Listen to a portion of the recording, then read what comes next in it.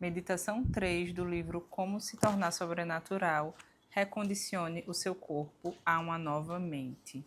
Gente, essa terceira meditação, ela é algo assim que eu já vou falar logo a minha experiência. Eu fiz ela 2 vezes antes de dormir. E nessas 2 vezes eu tive sonhos muito lúcidos. Uma coisa assim sobrenatural mesmo, tá? Eu venho fazendo a meditação das bênçãos dos centros de energia, que é o alinhamento dos chakras. E aí, depois que eu aprendi essa terceira meditação é para liberar a energia estagnada nos 3 centros, tá? A segunda que a gente aprendeu, ela é para alinhar, né, para a energia voltar a fluir. E essa terceira é para esses 3 centros específicos, quando fica estagnada, para jogar para cima essa energia. E as 2 vezes que eu fiz antes de dormir, eu tive sonhos assim super realistas que eu não sei nem explicar. Foi algo que eu nunca vivi antes. Não sei se é a combinação da meditação que eu vinha fazendo antes com essa, ou se é algo pessoal. Acho que cada pessoa vai reagir de um jeito, mas ela é muito poderosa. E agora eu vou explicar para vocês porque pode parecer um pouco complicada para algumas pessoas. Então eu vou tentar passar todos os detalhes possíveis para vocês conseguirem fazer, tá? Nós vamos discutir como executar uma técnica de respiração que uso antes de muitas das minhas meditações. Entender como isso funciona é vital para a capacidade de realmente mudar a energia e libertar o corpo do passado. O uso apropriado da respiração é uma das chaves para se tornar sobrenatural. O Joe Dispenza fala que a energia é armazenada nesses centros porque a gente passa muitos anos tendo os mesmos padrões de pensamentos, sentimentos e ações. No livro Quebrando o Hábito de Ser Você Mesmo, e também nesse livro, ele fala que quando você repete muito ali um padrão, um exemplo, você sempre fica bravo com seu chefe. Aquilo é um humor. Mas se você está ali, dia após dia, alimentando aquilo, aquilo se torna parte da sua personalidade. Então, por isso que a energia fica estagnada nesses 3 primeiros centros, porque aquilo fica sempre se retroalimentando, então vira parte da sua personalidade, parte de quem você é. Então já não é mais algo que acontece esporadicamente, não, você sempre vai ter motivos, eles vão sempre se retroalimentar. Então tá ali estagnado e se você não mudar, aquilo ali vai ficar para sempre como parte de você, de quem você é. O início desse capítulo sobre essa meditação é explicando isso, como essa energia fica estagnada, mas vamos para a parte, né, de resolver isso. O Joe Dispenza diz que quando nós vivemos nas emoções de sobrevivência, que são as emoções ruins, que ficam estagnadas nesses 3 centros, a energia ela não flui mais para o corpo. Porque o corpo, em modo de sobrevivência, retira a energia do campo e a armazena, especificamente nos 3 primeiros centros de energia. Se isso se mantém lá por algum tempo, o corpo não terá carga elétrica alguma correndo por ele, e sem carga elétrica não pode criar o campo de energia eletromagnética que normalmente o cerca. Então, quando a energia está estagnada nestes centros, você não tem energia circulando no seu corpo porque está tudo estagnado aqui. O corpo se torna mais matéria e menos energia, ou seja, mais partícula e menos onda. Se nós fizermos a energia estagnada nos 3 primeiros centros voltarem a circular, a corrente voltaria a fluir e o corpo recriaria o campo eletromagnético. A respiração faz isso, nos proporciona uma forma de tirar a mente do corpo e mover toda a energia armazenada nos 3 primeiros centros, coluna acima até o cérebro, restaurando o campo eletromagnético em torno do corpo. Essa imagem que eu estou deixando aqui, gente, é como o corpo físico é construído. Na base da coluna, nós temos um osso chamado sacro, que ele parece um triângulo invertido, com um platô no topo. Em cima dessa superfície plana fica a coluna espinhal, que se estende até o crânio. Dentro desse sistema fechado fica o sistema nervoso central, composto pelo cérebro e pela medula espinhal. A medula é, na verdade, uma extensão do cérebro. O crânio e a coluna espinhal protegem esse sistema muito delicado. Vocês precisam prestar atenção nessas informações porque vai explicar o que a gente vai fazer na meditação, tá? Dentro desse sistema fechado está o líquido cefalorraquidiano, filtrado do sangue no cérebro. Esse fluido banha o cérebro e a medula espinhal e é responsável pela flutuabilidade do sistema nervoso cerebral. Ele atua como almofada para proteger o cérebro e a medula espinhal de trauma e flui em vários rios e vias que transportam nutrientes e substâncias químicas para diferentes partes do sistema nervoso por todo o corpo.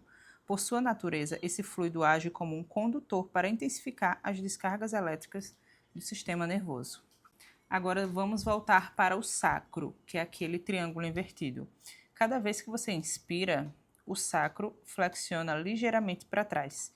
E cada vez que você expira, ele flexiona um pouquinho para frente. Esse movimento ele é extremamente sutil, é tão sutil que a gente não percebe, por mais que a gente tente. Mas acontece. Ao mesmo tempo que você inspira, as suturas do crânio, as articulações entre as placas individuais do crânio, que se encaixam como peças de um quebra-cabeça e dão ao crânio um grau de flexibilidade, se abrem ligeiramente e voltam a se fechar quando você expira.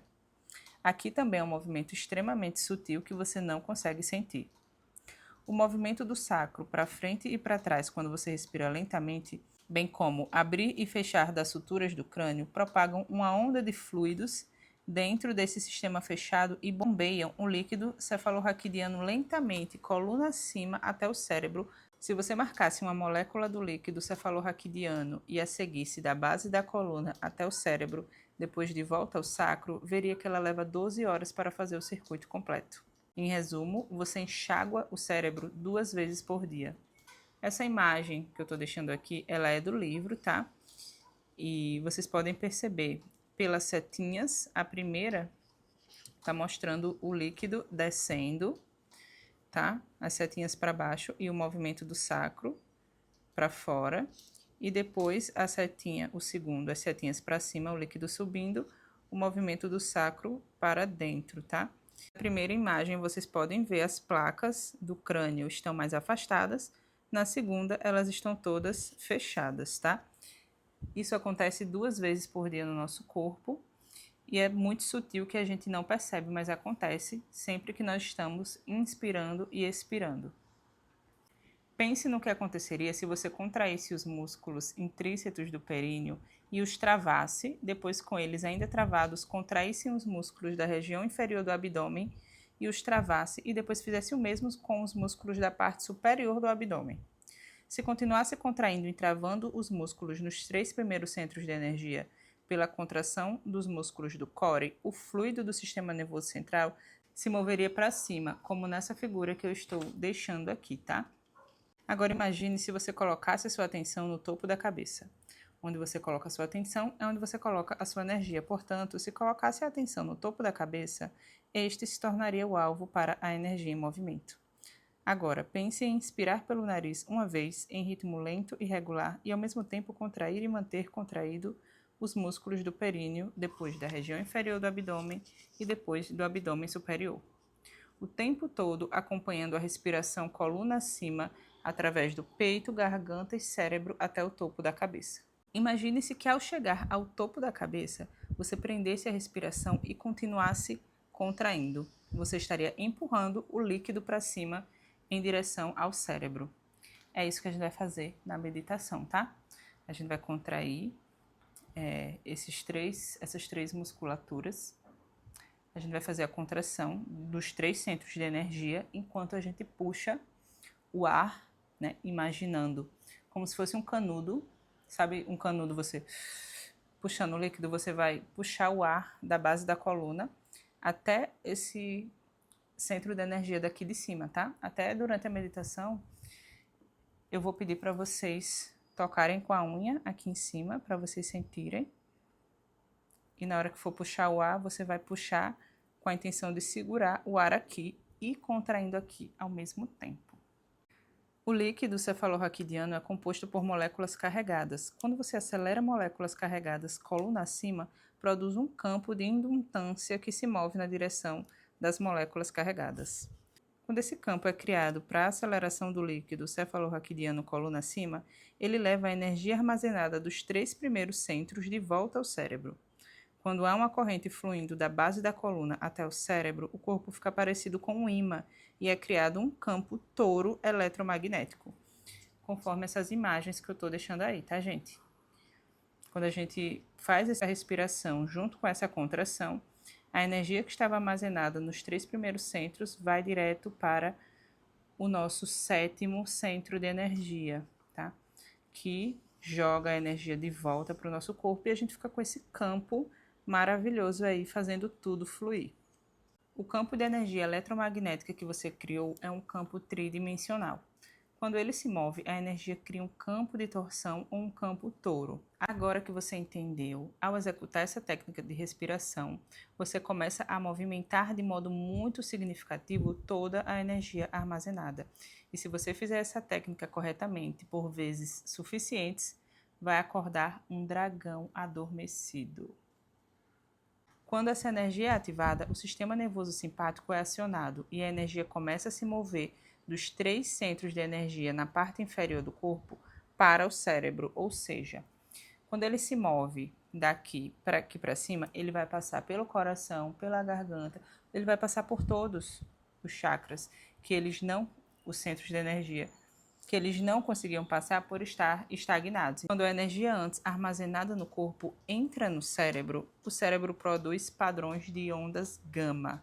Ondas gama são notáveis não só por produzirem os mais elevados níveis de energia de todas as ondas cerebrais, mas também porque essa energia vem de dentro do corpo, em vez de ser liberada em reação a um estímulo no ambiente, no mundo interno. O que quer que esteja acontecendo em seu mundo interno se torna muito mais real para você do que muitas experiências que teve no seu mundo externo. Tá explicado os sonhos que eu tive. Além de ver mais energia no cérebro depois dessa técnica de respiração, também observamos repetidamente quantidades mais significativas de coerência do cérebro. E eu vou deixar para vocês essa imagem aqui, que também é do livro, tá? É o tubo de prana, ele é o tubo de energia ou de luz que representa o movimento da força vital subindo pela sua medula espinhal. Quanto mais energia se move pela medula, mais forte é o campo do tubo de prana. Quanto menos energia se move pela espinha, mais fraco o prana e, portanto, menos força vital distribuída no corpo. Lembre-se sempre do tubo de prana como um canudo, tá? Como um canudo sugando um líquido.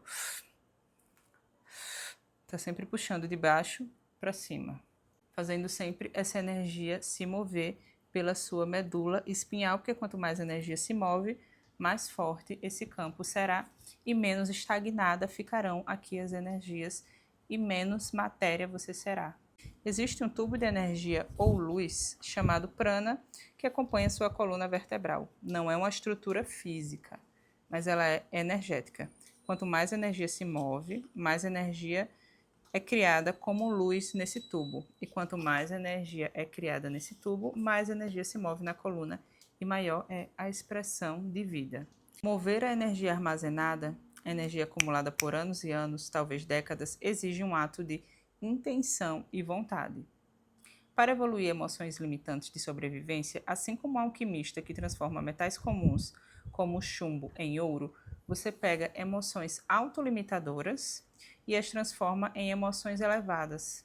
Evoluir essa energia exige um nível de intensidade maior que o corpo comumente, maior que sua dependência em qualquer emoção de sobrevivência. Você deve ficar inspirado para se tornar mais energia que matéria. Usar seu corpo como instrumento de consciência para elevar essa energia. Então, deixe o corpo ser sua mente. Lembre-se que você está liberando energia represada e quando o corpo libera essa energia, você se liberta e se sente muito alegre, apaixonado pela vida e inspirado a estar vivo. Enquanto empurra a energia coluna acima durante essa meditação, você acompanha sua respiração até o topo da cabeça. Quando chegar lá, você vai prender a respiração enquanto continua comprimindo os músculos do períneo e do abdômen. Ao fazer isso, você aumenta a pressão no interior da medula e da coluna vertebral. Essa pressão é a mesma que você exerce quando inspira e levanta algumas coisas pesadas. Você empurra para dentro, mas nessa respiração você estará direcionando especificamente toda a pressão, toda a energia e todo o fluido espinhal coluna acima para dentro do cérebro. Vou deixar aqui outra imagem, tá? Essa imagem é como esse líquido ele entra aqui no seu cérebro. Então, vocês estão Vou deixar aqui outra imagem do livro, tá? Como a energia do corpo entra no cérebro por meio do sistema ativador reticular. Então, estão vendo essas setinhas, né? O líquido sobe e ele vai se espalhando, tá? Quando o fluido pressurizado chega à parte de trás do tronco cerebral, toda a energia armazenada se move diretamente para o interior do centro superior do cérebro, o neocórtex. É quando as ondas gama começam a acontecer. Quando isso acontece, é como um orgasmo em sua cabeça. Essa é a energia muito poderosa que foi chamada de movimento da Kundalini. Ele também fala como é importante você adotar emoções elevadas durante essa meditação, tá? O exercício de respiração tira a mente do corpo à medida que libera energia armazenada dos 3 primeiros centros de energia. Depois disso, é hora de recondicionar o corpo a uma nova mente. A segunda parte da meditação que envolve alcançar estados emocionais elevados. Adotar emoções elevadas é tão poderoso porque se a emoção é o produto final de uma experiência do ambiente, é a emoção que liga e desliga a expressão do gene. Quando você acolhe essas emoções elevadas nessa meditação, o que realmente faz é sinalizar seus genes antes do ambiente, porque o corpo ele não conhece a diferença entre uma emoção criada por uma experiência que você tem no ambiente externo e uma experiência que você cria internamente acolhendo essa emoção nova elevada. Então, quando você acolhe a emoção elevada e tem pensamentos maiores que os autolimitadores que manteve preso no passado, o seu corpo começa a se preparar quimicamente para o futuro. Em outras palavras, se você faz a meditação corretamente suficientes vezes, o corpo responde como se a cura ou qualquer condição que você manifesta em seu ambiente já tivesse acontecido. Essas emoções elevadas têm uma frequência mais elevada que emoções mais básicas. Como toda frequência transporta informações, quando mudamos a frequência, mudamos a energia. Quanto mais elevada a emoção, mais rápida a frequência e mais você se sente como energia em vez de matéria. E mais energia fica disponível para criar um campo de energia mais coerente, afastando-se da doença e voltando para a saúde. Pense em seus genes como uma biblioteca de potenciais. Há infinitas combinações de variações genéticas que podem ser expressas nesses genes latentes. Eles estão esperando que você os ative. Há genes para uma mente genial ilimitada, para a capacidade de cura, para experiências místicas, para a regeneração de tecidos e órgãos, para a ativação de hormônios da juventude e mais energia e vitalidade, para a memória fotográfica e para a revitalização do incomum, só para citar alguns. Tudo corresponde à imaginação e criatividade. Quando você sintoniza um desses genes antes do ambiente, o seu corpo expressa um potencial maior, manifestando novos genes para produzir novas proteínas para uma expressão maior de vida. Quando lhe peço para sentir determinadas emoções elevadas, enquanto recondiciona o corpo para uma nova mente, saiba que ao acolher cada emoção, você está batendo na sua porta genética. Então, eu o convido a se render ao processo e se envolver plenamente na experiência. E vamos para a meditação. Vou deixar aqui no próximo vídeo, tá? Então, vocês entenderam, né? Como é o processo dessa respiração.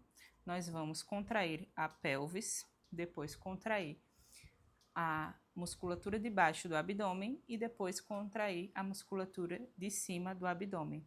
Eu vou fazer essa sequência com vocês algumas vezes, uma de cada. Não, primeiro só a de baixo, depois a primeira e a segunda, depois a primeira, a segunda e a terceira. Depois nós vamos fazer só a respiração, né? Puxar o ar de baixo para cima, segurar aqui em cima por 10 segundos. E depois a gente vai combinar o movimento com a respiração, que é a técnica, tá bom? Fiquem tranquilos que eu vou explicar tudo na própria meditação, tá? Para a gente recondicionar o nosso corpo a uma nova mente.